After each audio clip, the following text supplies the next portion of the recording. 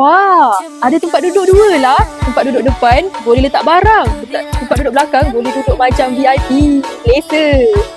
Abang Kak, biasa ride on motor boleh duduk seorang je kan? Ini kita buatkan ride on motor yang boleh duduk dua orang.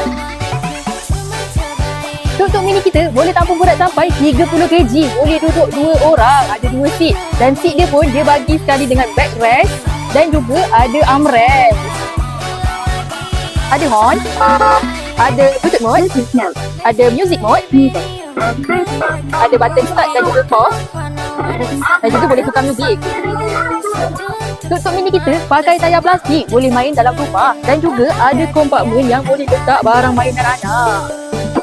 Tuk-tuk mini kita ni ada lampu lilak-lilak. Memang cantik Abang Kak. Kemudian boleh gerak menggunakan remote control. Ke depan dan juga ke belakang.